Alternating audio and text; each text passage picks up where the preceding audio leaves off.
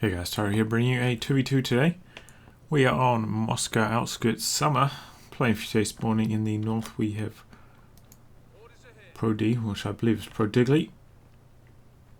Playing as the Brits, and his loadout is Royal Artillery, Mobile Assault, and Special Weapons. Probably what you'd 100% expect for twos these days, after artillery cover got nerfed.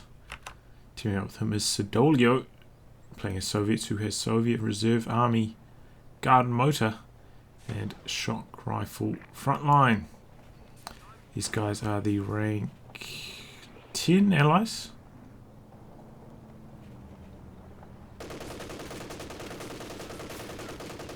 Facing off against them, Zarok as OKW, who has Breakthrough, Fortifications and Special Operations, and Quicksilver also as OKW, who has Spec Ops, Breakthrough and Fortifications. So that barbed wire came to nothing there, getting crushed. Our Axis are rank 50. So yeah, ranking advantage to the allies, but I know both Zarok and Quicksilver very, very strong 1v1 players. So I don't feel like they're going to be outmatched here. And this is, of course, Moscow Outskirts against OKW. This is everyone's worst nightmare. Kugelwagen's so strong at harassing this side of the map. Making it basically impossible to control the fuel from the north. Luckily, though, there's a Brits player, so he's going to have access to the Bren carrier.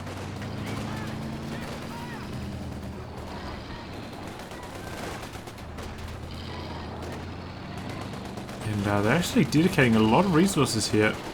Siddolio has actually abandoned his side, bringing over his conscripts now as well. And there goes the Kubel. Nice work by the Universal Carrier. I mean, if you're going to face against OKW on this map, you want to have Brits, because Kubel is so hard to counter with anything other than the Bren carrier. Watch out! They're hitting our side! A new infantry section is ready for battle. I suppose, you know, you can get the M3. But, you know, it is quite useful to have team weapons in 2v2 games. So sometimes tier 1's not what you want to play as Soviets. Contact! It's a bit touch and go!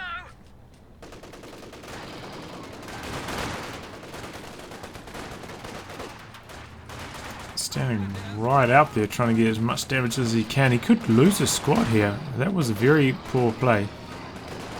The carrier's not very good at firing on the move though. Maybe as he crosses this negative cover. Nope. So he's going to chase it all the way. I'm not sure about this call. Yeah, did not work out.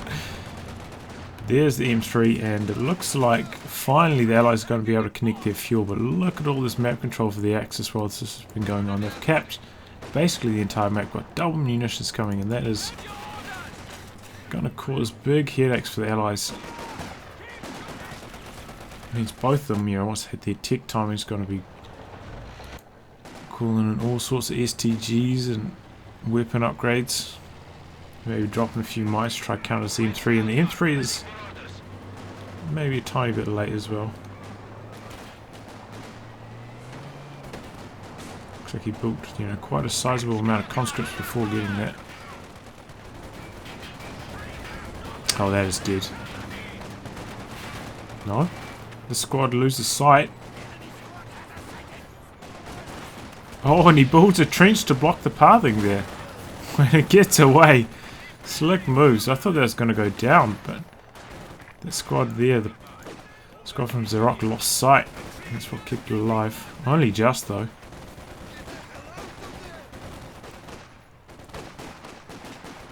Supply sector under attack.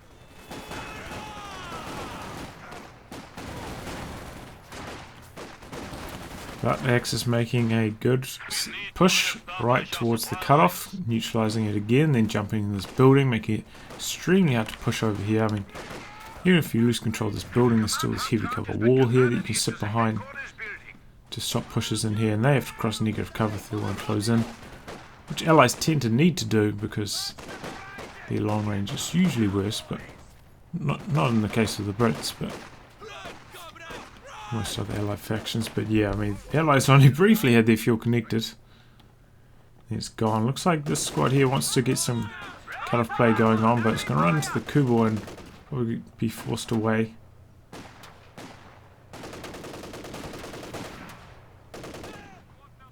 It looks like this squad from Siddolio, I mean, that's one benefit from going conscripts, you know, they're a bit cheaper than penals. Can do a bit more capping with them. Does have a lot of squads available to cap.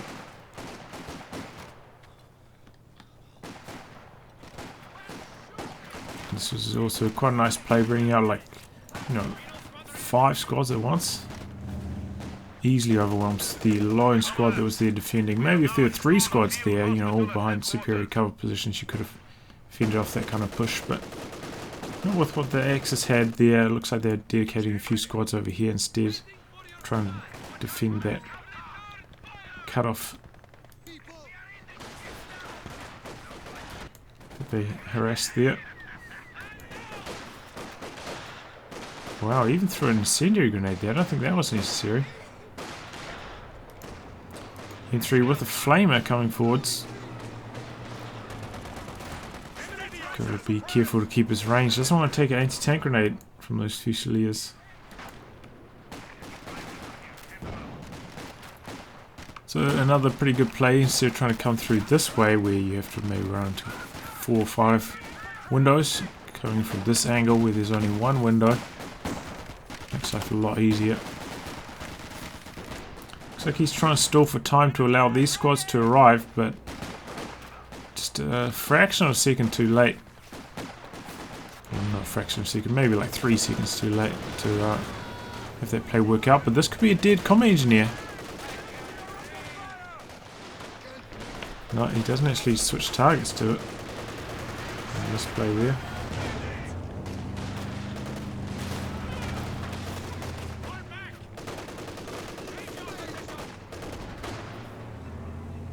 But there was some good counter harassment from allies at the very least. Got control of this cutoff and also this fuel for a period of time. Is that double ISGs now? Oh, it is indeed. That is nasty from Quicksilver. He's got his med base up here as well. It's going to be very hard for the allies to push this position. Doesn't have the forward retreat point yet though, as you would expect, because he's invested so much into those ISGs. Doesn't have the manpower spare yet.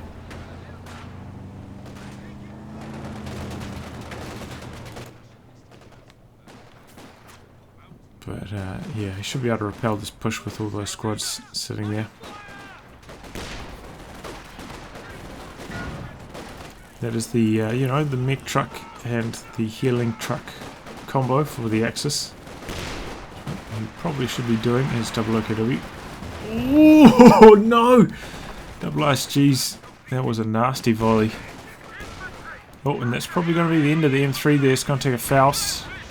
Looks like it's going to go down to small arms after that. Enemy forces are neutralizing a sector. Looks like one of the Kubels we downed. Did I see that? I'm not sure. But Zarok's lost his, one of his 2 Kubels. M3 did indeed get destroyed.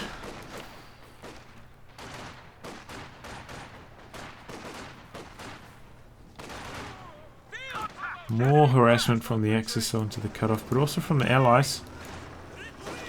But I feel like that's costing Siddolio quite a lot of manpower, those deep pushes into the Axis territory.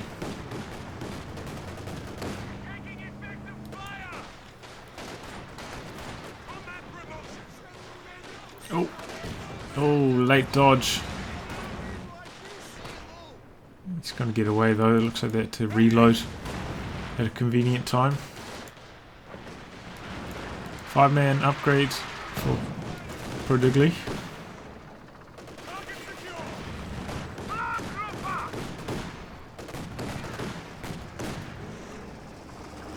What do we have? AEC coming in from Prodi. Okay, I was like, how are they going to counter this? This looks, which is Forcing a lot of retreats at the moment. It's going to be the AEC. More Fusiliers, so 3 squads of Fusiliers. That is nasty. Fusiliers is just so good. Especially in 2v2s where there's a lot of rocket artillery. Having those 6 men really helps with their preservation.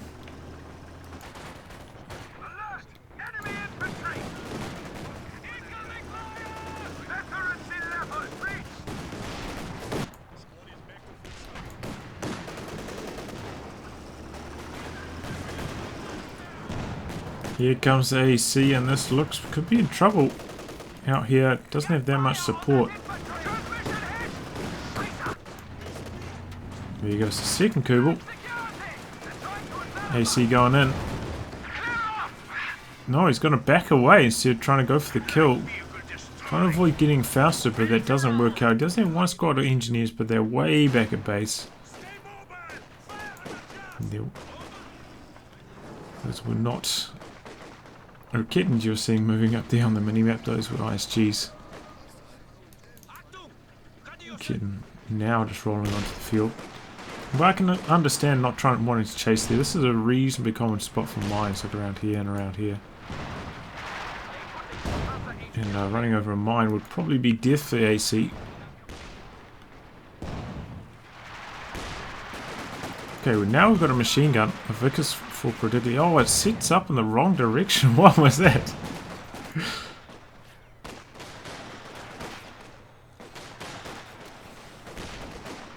Tier 3 is complete for Siddolio as well, who keeps making pushes down this right hand side. And I think that's a good idea because holding onto their own cutoff is extremely hard with these ISGs here. And they definitely need that fuel income. So at least this way they're both being denied fuel. Even though Axis do have more standard territory points and the double munitions rolling in it. At the very least they're not facing off against a massive fuel disadvantage. 20 versus 22 is, you know. It's alright.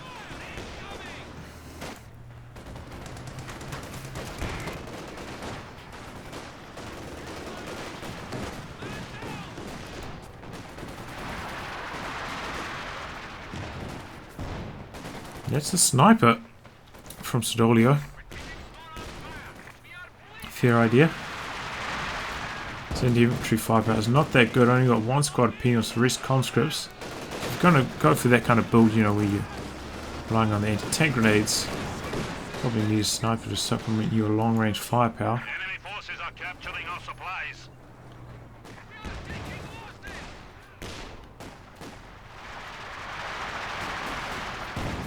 Supply lines have been cut. However, I do believe the Soviet snipers can die to 1 hit from the ISGs. You have to get extremely unlucky, but it's possible. Oh, that's a Puma from Zarok for double light vehicles. And Zarok, interesting to see that he goes for a breakthrough. Often the mechanized player goes for the Command Panther with special operations and then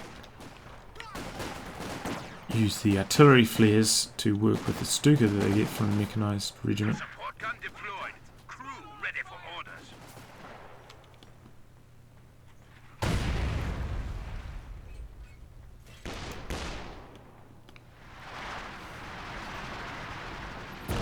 But he's still going to have the option of going for, you know, call and tank. This time, well, in this case, the Yag Tiger. SU-76 from Siddolio. I think that's a good choice. Needs to be able to keep these light vehicles at bay. And SU-76 scales very well into the late game. Ooh, that was kind of lucky. Runs into that kitten. A fair bit of damage onto it here as well. In fact, that's getting sniped. That's going to be a dead Rakitten, it looks like. Sets up for the shot and misses. Comes out as the next sniper shot. No, sniper backs away. Perhaps here the looks rolling forwards. Here is the Puma and the looks.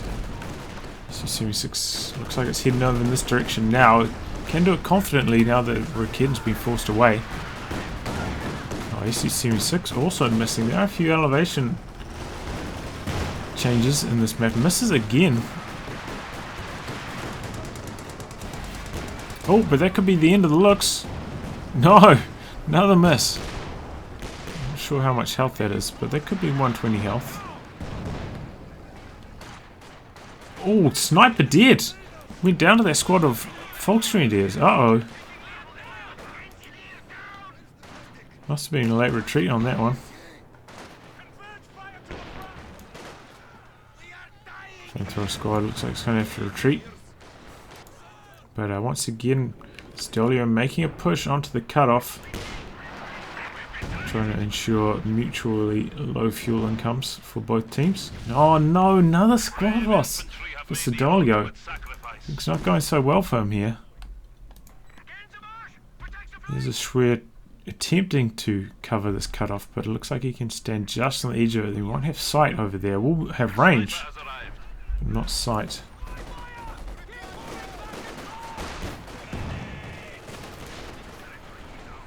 Because their flak turret does shoot slightly further than the range indicates.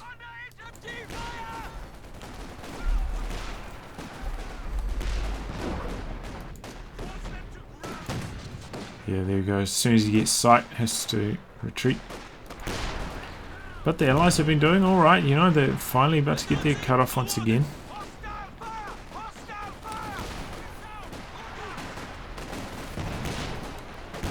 And you know, all this light cover craters is going to actually work into the favour of the Brits. They need that cover to get that rate of fire bonus on these Tommies.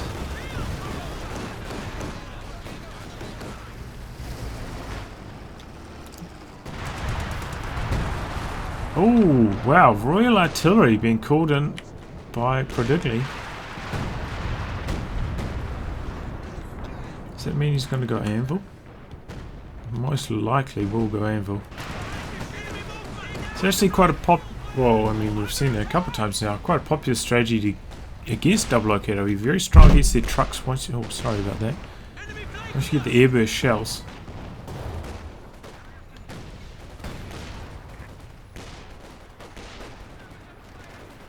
Did you get from Anvil?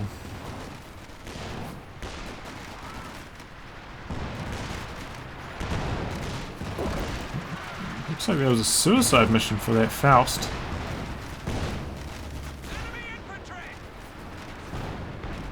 Perhaps not. That was kind of lucky.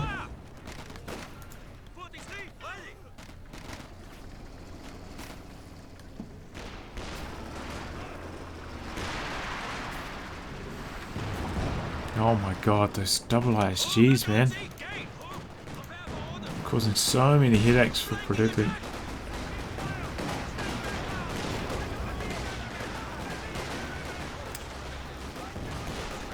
Now these guys hitting Vet 2, that's when they gain their 40% accuracy bonus. That's when they start really dishing it out.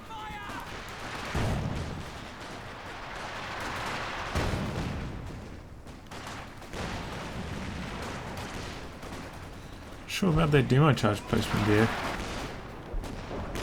It's kind of good because it won't get swept, but kind of not so good in other respects. There you go, the airburst shells coming in, threatening to wipe the ISGs.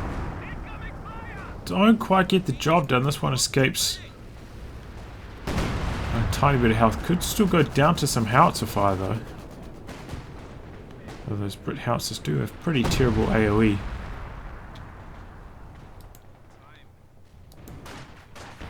But this isn't the worst map for the Brit howitzers. You know, it's not that long. It's reasonably wide, so the scatter on those howitzer shots shouldn't be too wide. Shouldn't be too bad.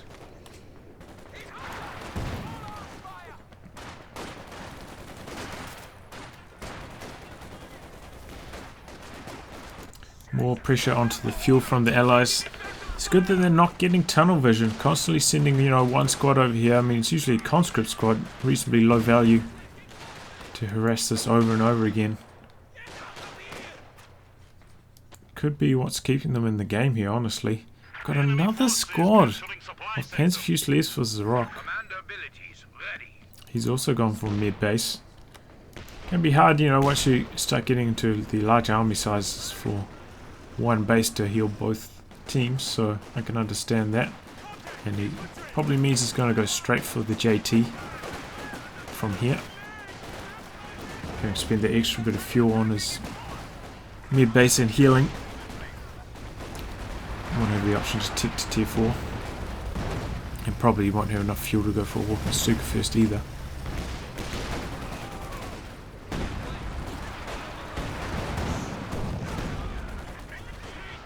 There we go, demo charge finally comes good.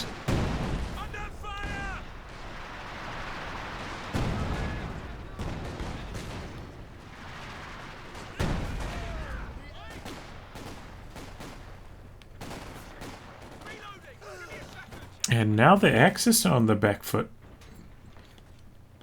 Those howitzers shots have been shaking up Quicksilver, who still hasn't selected his commander. There are quite a lot of fuel available though.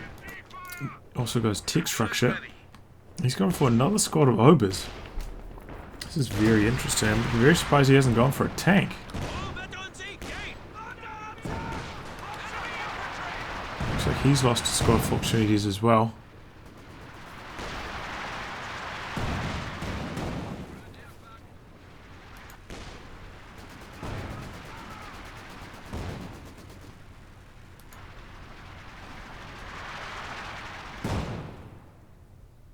Did we see that? No, we saw a one-man squad get away.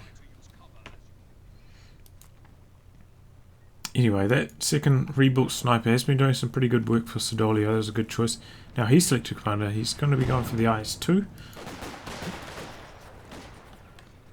Which is probably not the best idea because, you know, he's seen all these Fusiliers, knows he's going to be up against the JT. IS-2's just too slow to face it off against the Yag Tiger.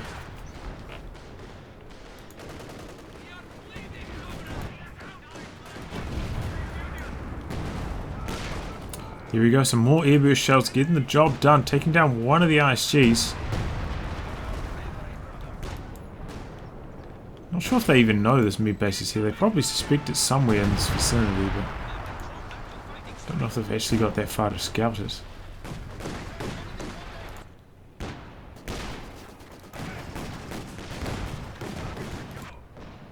More fuel harassment. Constantly sending a Stern Pioneer squad over here as well with the sweepers. Make sure they don't run into any demo charges. That's some good play by Quicksilver. And you notice that's been consistent. It's not just this one time. I've noticed it. It's probably the third time he's run over there with that Stern Pioneer squad. So he's definitely aware of the possibility of the demo charge and he's playing well to avoid it. Still no forward retreat point as well for Quicksilver. That's interesting.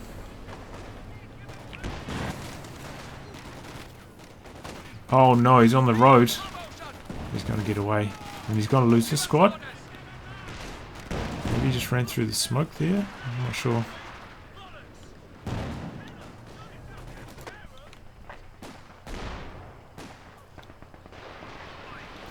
Okay, yeah, he did go for the walking Stuka. Quite late. First barrage doesn't get much. One model from the anti-tank gun. You see, I mean, he had the fuel for that for a very long time. Surprised he went for it this late.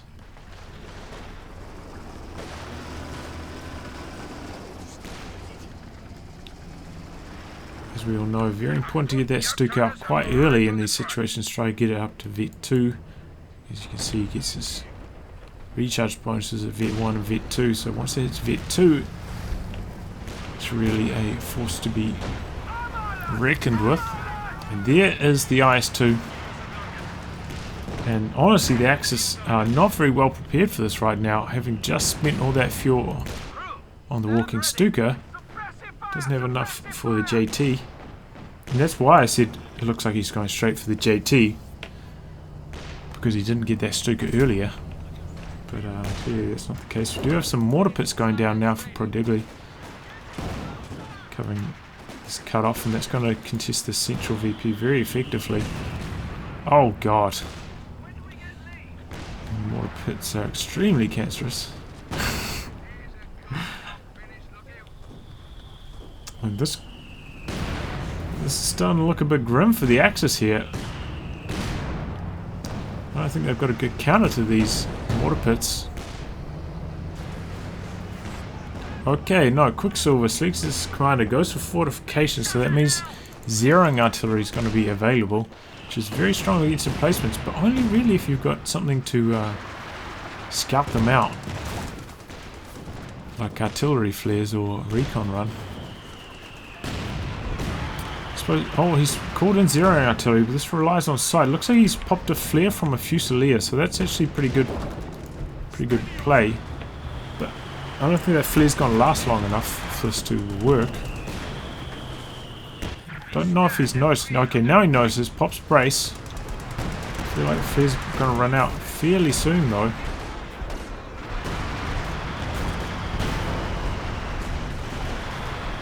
Shells are actually landing very well wide. Okay, one of the pits goes down. Looks like the other one's going to survive. Maybe the flare didn't reach that far and was just getting sight by the auto attack.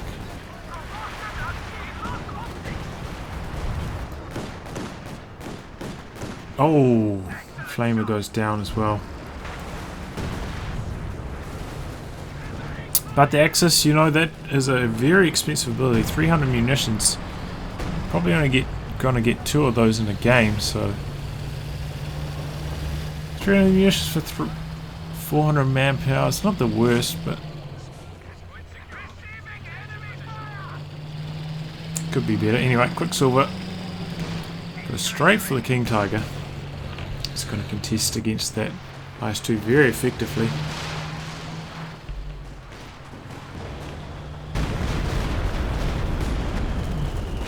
King Tiger loves facing off against other heavy tanks because it has 240 damage instead of the regular 160.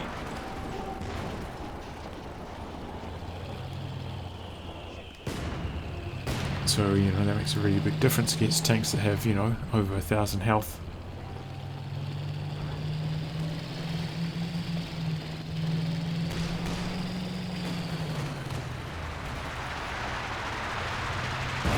Firefly coming in for prodi. Good choice to counter King Tiger.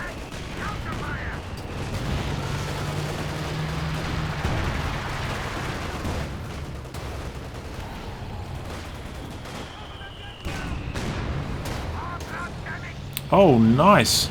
Made use of the target tread here. It looks like, I'm not sure what kind of critical it got. Looks like that's the full disable crit. But also nice use of target, well, aim shot, target weak point, similar thing nowadays.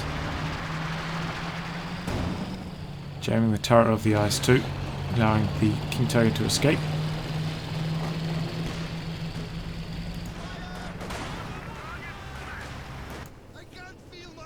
So the squad of conscripts went down there. A lot of action for both teams. Very hard to keep track of all this.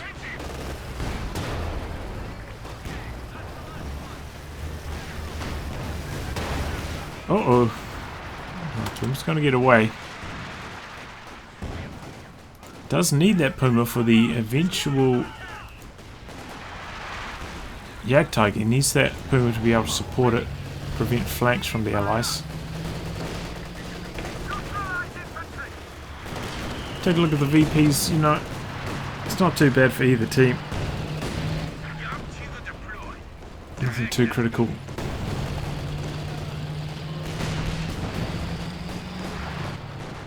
That Firefly kicking off there. Oh, that was a bad loss. Careless loss by Quicksilver, losing that kitten.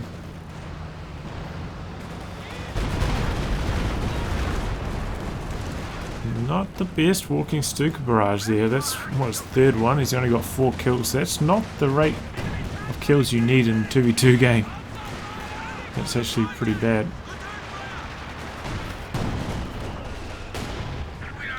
Kid gets recrewed, then decrewed straight away. And there's the big boy, the Ag Tiger, with the engine upgrade. So now the Axis are feeling a bit more confident, ready to push out. Need a bit more infantry support, but... oh god, those mortar pits, man. That's just the one now, right? Yeah, he's lost. He hasn't rebuilt it. Also got 2 munitions caches down from Prodigli. It's going to allow him to continue to spam the concentration barrage. The enemy is determined, and we are down to 300 points. Takes down the anti-tank gun. Good choice. Feels very safe with the Ag Tiger watching over him.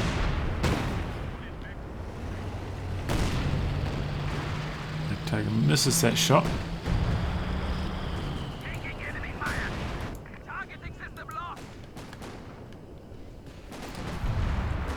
Now he's got a trench up on that fuel, so that's pretty good for Prodigli. Allows him to cap this whilst being able to contest this building very effectively. And yeah, doesn't go for weapon upgrades because he wants to spend that munitions on the concentration barrage. Very important to note that. And I think with the airburst shells land on a tank, I think they might do engine crits, right?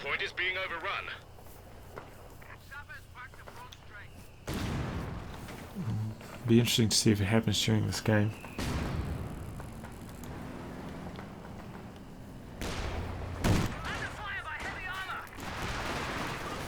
Oh, the Ag Tiger missed that shot as well. He's not having much luck with this old thing, is he? Okay, in comes the incendiary artillery. In comes a walking Stuka barrage as well. Another poorly targeted barrage. The Rock is not doing too well on his walking Stuka barrage. Oh no, Vet 5 Fusiliers. This is just it's just a waste of time for the conscripts. Permanent sprint now as well, out of combat. Very overpowered. Look how fast they run around, man. It's just insane.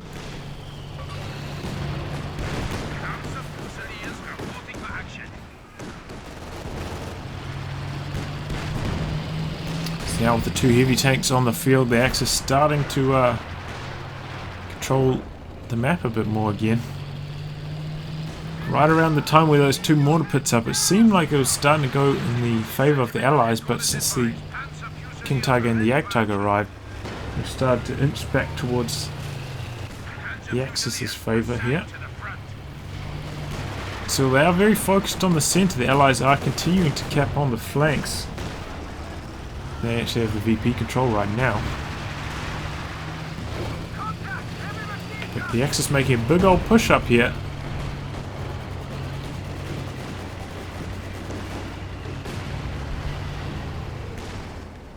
Don't have line of sight, and this is where, you know, you do want those artillery flares. But they're using the zeroing artillery to try to take down the second mortar pit. It's pop brace already.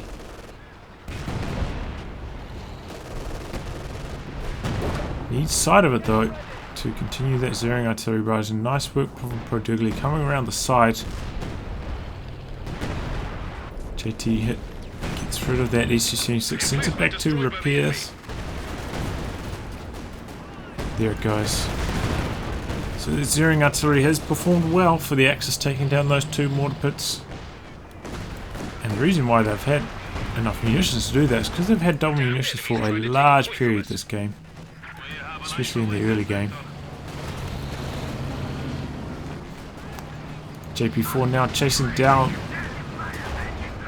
Wow, he uses this again, target tread, and he gets the crit. It's immobilized for, I think it's like 7 seconds.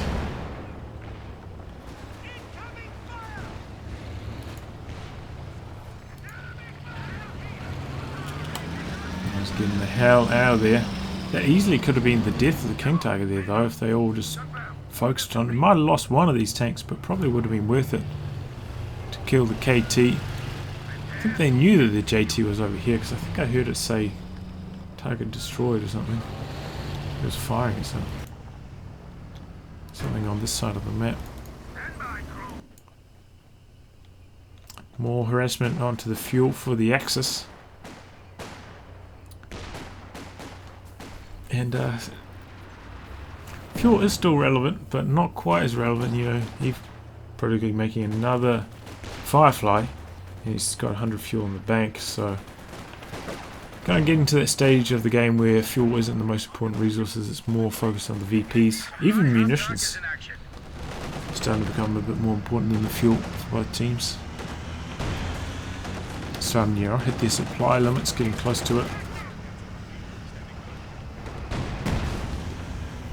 So the most important thing for the Axis now is to get down a whole swag of mines just everywhere to protect the flanks of the heavy boys, stop any heroic firefight plays. Not the firefight is particularly good at flanking. It's not that fast or anything, but it is possible. And probably advisable, because the egg tiger can kill the Firefly in 2 hits.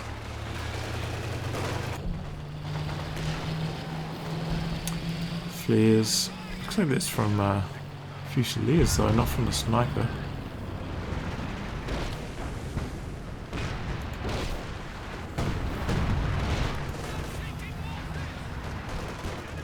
I suppose the concentration barrage has been doing a pretty good job of taking down the ISGs, but I mean, it's like 100 munitions to decrew an ISG. It's not exactly good value. Oh, IS-2. Thought it had a moment to pounce on the Puma there. Didn't quite come good. Just to back away. He does have both his SU-6s that could have come in from the side. Quite a lot of damage here. Double Fireflies now duking it out against the King Tiger and the Jagdpanzer.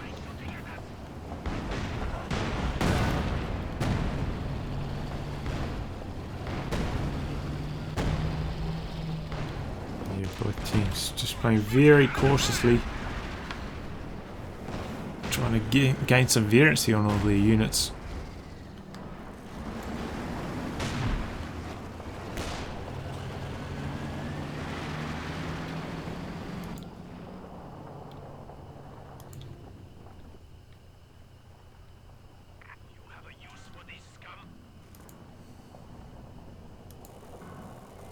As you can see, the Allies once again capping on the flanks and avoiding that middle.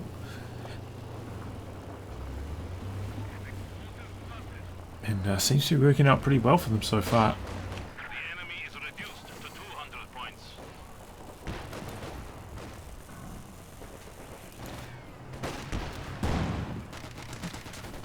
Also, you can't really go for a howitzer when you're facing off against Royal Artillery, because those heavier shells will wreck the howitzer very, very quickly. So that's off the table for the Axis as well. So the indirect fire is basically limited to that walking Stuka, and he's really been doing very poorly with it all game. There's one weakness in Zarok's game, it's using that walking Stuka. 5 kills, it's been on the field for 10 minutes, maybe more. Very poor. Oh! Panzer IV getting very aggressive here. Final shot does not connect though. 2 Fireflies. One more volley and that's going to be the end of the JP4. One more shot, just needs one more shot. And there he goes, he gets it. Takes engine damage for his trouble, but it's not going to worry him.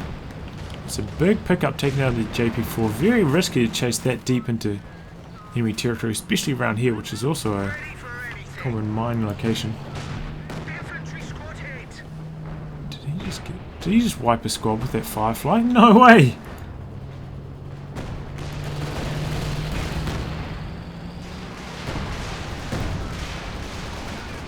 He's targeting the Maxim this time.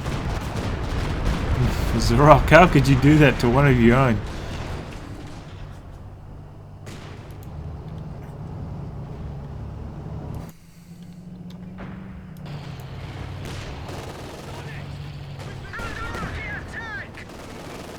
Third Firefly coming in for prodi. So that's his plan. KV8 coming for Siddolio. Wow. I suppose he is kind of limited. Probably not the best idea to tick to tier 4. S-35 does not do too well in these situations. Not maneuverable enough. He's got, he ticked back to get tier 2. He's got the Zis out. So this is other 4-inch tank along with his SU-76s, which are faring pretty well so far. A lot of artillery just flying in from both sides.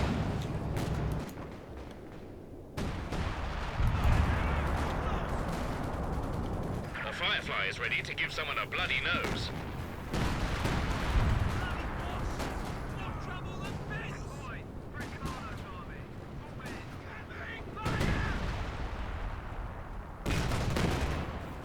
But X are slightly behind on the VP game, and about to lose control of this one over here thanks to this Vickers, or perhaps not. There goes the looks, Vet 5 looks.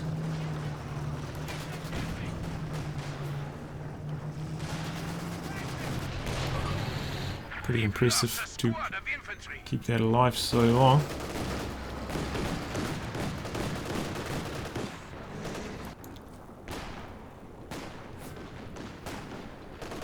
Fireflies all being repaired up to full, and as I was saying, I don't think there are any mines down for the Axis. This is the one hole in their game so far.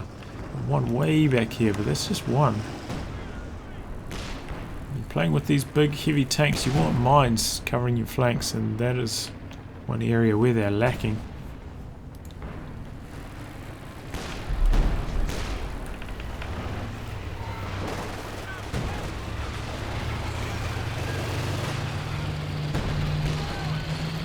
So here comes all the Fireflies rolling down this flank, going after the looks, it appears, around the King Tiger. Do a massive chunk of damage. Down goes one of them though. Thanks to that Panther and the Egg Tiger. Fireflies backing away. Going to be out of the range of the JT there though.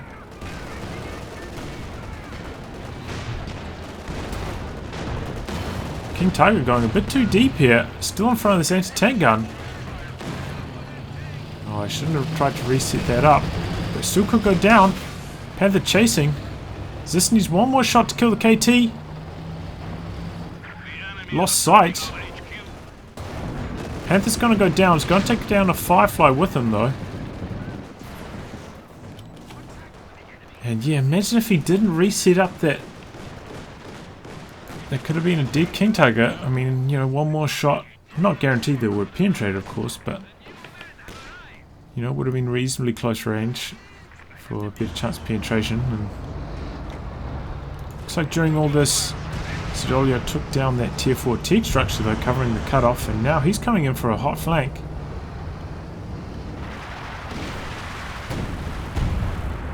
Whilst King Tiger is wounded. Got to be careful, doesn't want to take engine damage. That could be the end of his IS-2 if it does. And the KV-8 is really not good at killing buildings anymore. His days are long gone, and it could roast down tech structure in a few seconds. Second KV-8 coming in from the front. Suicidally, just charging in. I don't know if this was a misclick or what is going on here, but whatever's going on, it's not good play. He's trying to shoot over this building into the teak structure. I don't think it's working though. Hitting the building instead. King Tiger blitzing forwards. This is going to be the end of the second KV-8. But he's going to take engine damage. And it's not going to matter actually. It's not enough to follow up. Some incendiary artillery.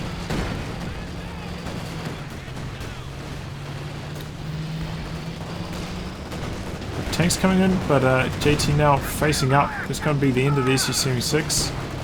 Cromwell going right on in. He takes down the V5 looks. IS-2 going ham is still in there. Going to get the rear arm of the KT. Needs one more penetrating hit, I think. Here goes the SU-76. No, he needs one more shot again. Now he's got to face off against the front arm of the King Tiger. That is a much more fearsome target. But he gets penetrating and it is abandoned. Here's the concentration barrage. It's on this and it's actually caused the crit, the sight crit on the JT. So IS-2's continuing to do some crazy maneuvering. Lux comes in. I mean, AAC comes in. That's going to be the end of the walking Stuka. He's forgotten about that walking Stuka. JT desperately trying to maneuver. Got to worry about the satchel. Oh, 2 squads down to the satchel. And just like that, the Axis completely fall to pieces. This was a horrible engagement for them. Well microed by the Allies. Very impressive stuff from them. I thought this was going to go a lot more poorly. And I think part of the reason is because the IS-2 didn't take engine damage. They didn't have anything to snare it. Finally goes down to this Rikin, but it's done the damage, taking down the King Tiger, taking down the IS-2, taking down the walking Stuka. Puma's down, Lux is down, Vet 5 Lux. But, you know, if we take a look at army supplies, Axis are still slightly ahead. However, they did lose one of their tech trucks, so Quicksilver, I mean, he's got the option of going for something from mechanized or trying to save for another KT, but as you can see right now, the map is very heavily into the Allies' favour. They don't have any fuel control with the Axis, so the KT is still a very, very distant prospect.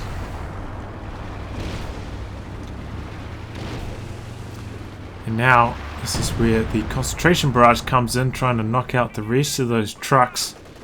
Set the OKW team back to the Stone Age.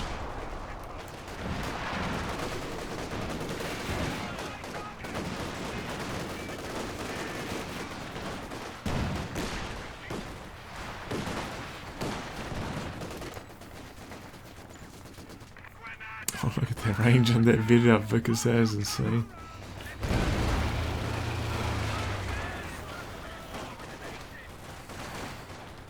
Still, there are quite a few team weapons here for the Axis to recruit to quickly bump up the army supply numbers. And, you know, offer support. And honestly, I think they do need a bit of support for this JT right here. I suppose we've got 2 Rikins in Quicksilver's possession, but Zarok probably needs one as well. Especially using the HE shells there. And take down that Maxim. That was a bit of a waste of the incendiary artillery, I feel.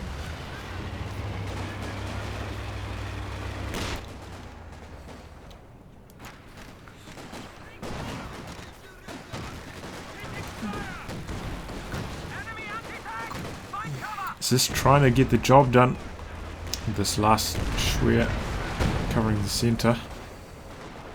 Being repaired. Oh no! Tried to do a cheeky barrage there with the SU-76. Goes down to the JT.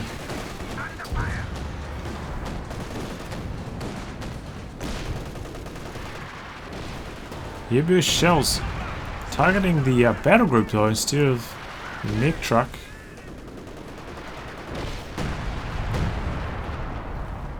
Either way, this could go down if if 2 more howitzer shells land on it well.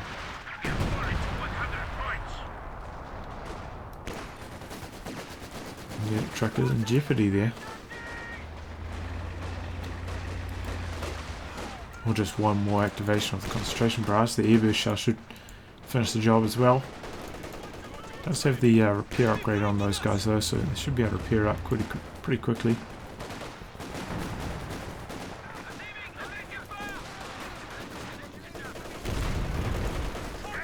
He's using the HE shells again. Wow.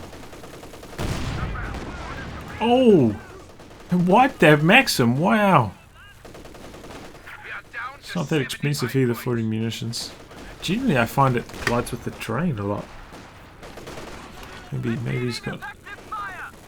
Yeah, he's slightly on a hill there, which is why it's working out quite well for him.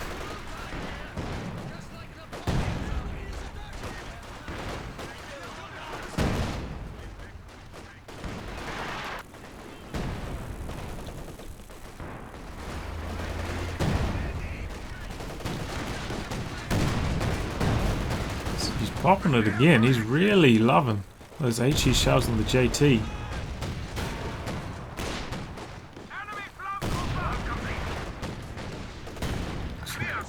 Raketen going to work on this Raketen, trying to knock it out, trying to avoid the Axis recrewing these team movements, which they didn't do for an incredibly long time.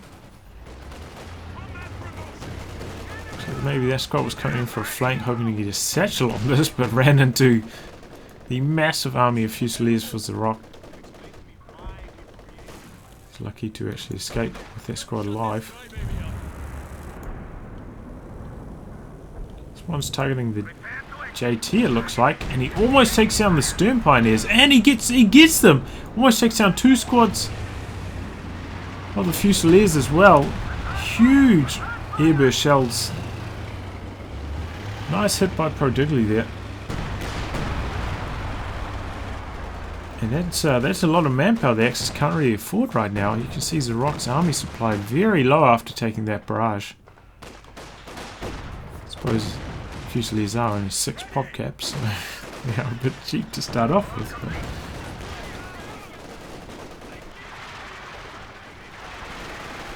oh, he runs straight into a satchel and he loses that squad. The Axis are falling to pieces. They are completely shaken after that last battle, where they lost so much. Their gameplay has really slipped. Starting to fatigue as this game drags on. We're 55 minutes in now.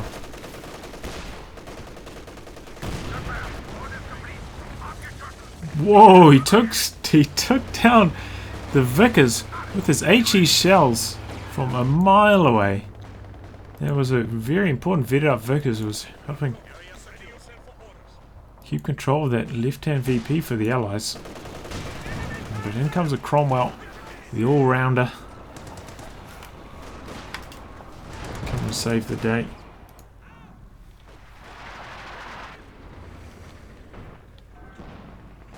.48 VPs left for the Axis, though. They are starting to get into the dangerous territory.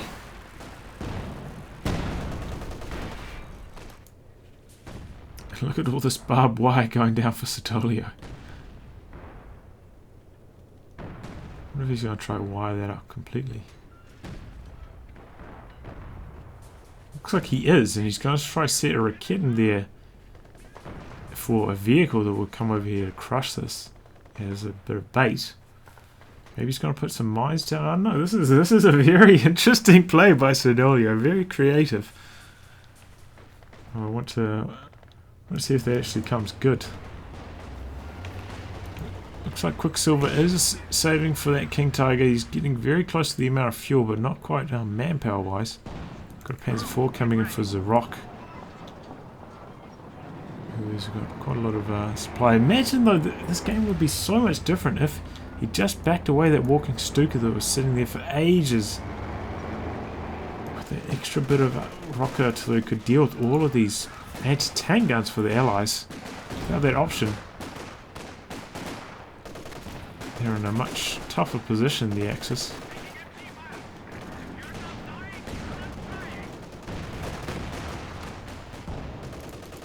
JT coming in with those HE shells, forcing the retreat again. He must have, yeah, he's got 20 infantry killed with him now. So making really good use of that ability.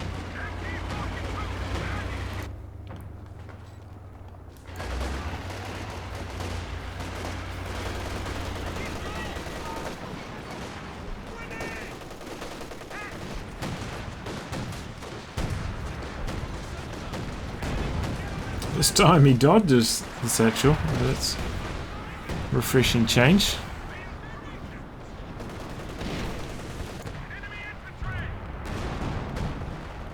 And gets rid of that trench finally. Now the Allies also are on the drain. Oh my. That was a lucky howitzer shot. Did that take down stern pioneers? I'm pretty sure it did. That is a big blow. Zarok no longer has repairs. Neither does Quicksilver. So if their tanks take damage here, they are in big trouble. In fact, this tank here is perhaps going to take an anti-tank gun shot. Not quite. He manages to decrew 2 models with that hit. And actually gets very lucky. Machine gun takes out the remaining 1 man required to decrew it. Uh-oh, IS-2 takes a big hit from the JT. And he doesn't quite get the kill.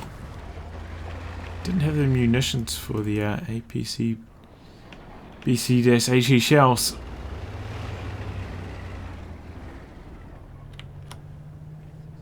There's King Tiger. So this is what the Axis have been waiting for. They've just been biding their time until this arrives. We've got 2 Cromwells for Bigley. We've got Siddolio with the IS-2, but that's going to be out of commission for a long time getting repaired.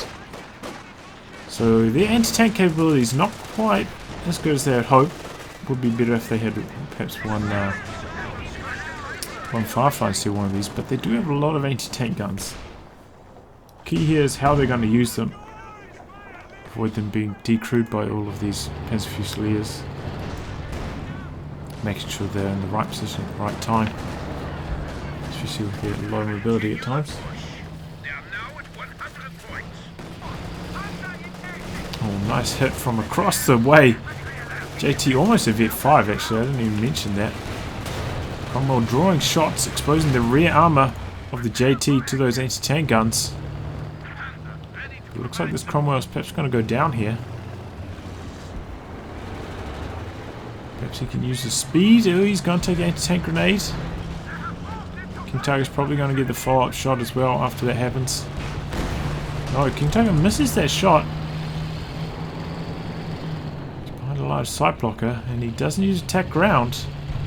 Doesn't chase any further. That is very unusual. Missed opportunity there for the Axis.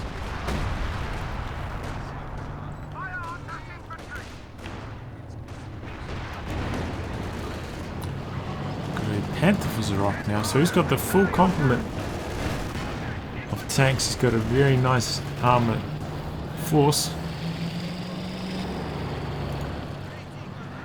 but I'm not sure if the Panther was required here. Probably could have done with another Panzer IV. I feel like maybe he needs the extra bit. And the infantry in these VP battles also slightly more effective at decrewing anti-tank guns, but I don't know. It's hard to say in these late game situations what exactly the right build order is. It's not quite so clear often.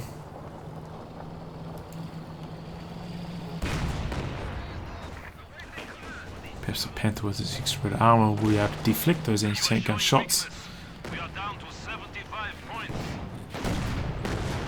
Oh, nice HE shot again. Doesn't get that many models, but did a lot of damage to all these squads. Getting a good camp going here. A tough nut to crack, but as I was saying, no repairs for them at the moment. This JT is still quite low. IS-2 making a push forwards. Trying to draw attention. JT about faces, but it's allowed these anti-tank guns to get in position. They've crept up, perhaps with their stealth. I mean, he does have the camouflage available on this commander. Even for resist. Cromwell going for a deep flank. 2 anti-tank guns. Have the Axis overextended here? No, he runs over this one of the only mines the Axis have plundered all game. And that's going to be the end of the Cromwell, but it looks like King Tiger could also go down. He's managed to decrew one of the anti-tank guns. Comes down to penetrations.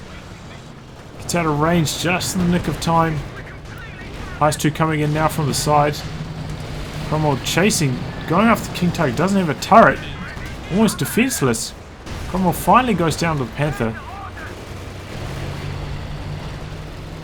Zeroing artillery on the center for the Axis. Cromwell's going to go down here. Doesn't get the King Tiger. Those two going to take down the Panzer IV, however. But could also get out himself. He's taking engine damage this time. JT could get the follow-up. Doesn't have the munitions for the APC-BC shells, though. Can't fire through the shot blockers, and so always try and use that to his advantage. Trying to hide behind these live sight blockers. JT finally gets hit in Vet 5 on that bad boy now. I don't even know what it gets a Vet 5. It doesn't get dazed anymore anyway.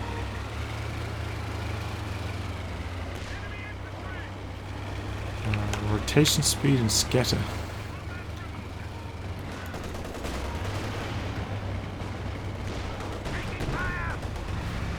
Ice 2 could actually get a flank on the JT here briefly.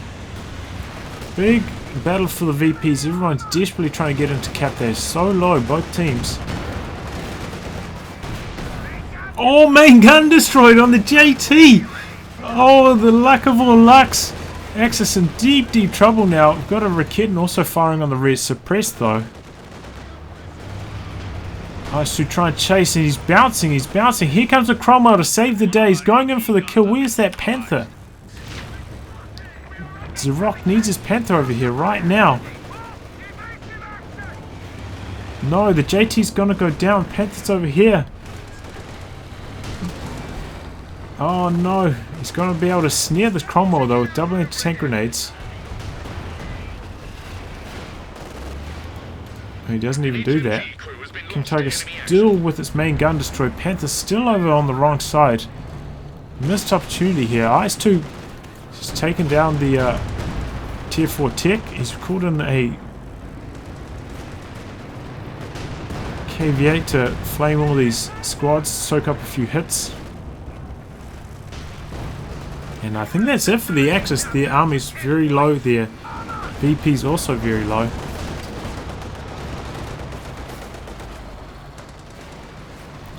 The Allies, I think, you know, they did get a bit lucky. The main gun crit here on the JT and also the main gun crit on the King Tiger. Could have been the deciding factor of this game, honestly. But also they were a bit lacking in repairs. I did mention that. That did come back to bite them, especially here at the end of the match. Very close game though, very good game. And very impressive from the Allies coming back from North Moscow. This is one of the worst situations to be in. Very, very disadvantageous to the north. Very hard to keep control of that cutoff, especially against OKW. With their cool wagons, very effective at harassing. But yeah. Nice game, and I'll wrap on that, guys. If you like your game to be cast by me, details in the video description below. Otherwise, I'll catch you off the next thrilling installment. Goodbye and good luck.